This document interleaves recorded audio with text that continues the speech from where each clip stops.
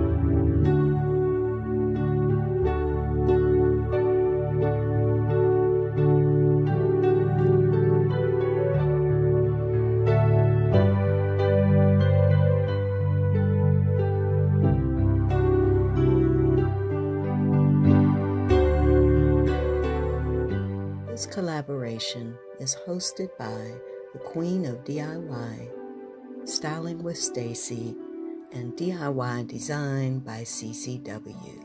Please visit their channels as well as the links in the description box. Everyone, as we come to the end of the video, I just want to say thank you so much for watching. And this is again the Prayer of Protection Tablescape. You will find the Prayer of Protection in Psalm 91, and the first verse reads, "He that dwelleth in the secret place of the Most High shall abide under the shadow of the Almighty." And I just want to say to all of you that I pray for all of our protection, and as we get through the rest of this terrible year that we've lived through. And I just want to thank the Lord for protecting my family and my loved ones as we've gotten through this awful year. Now, this tablescape has special significance.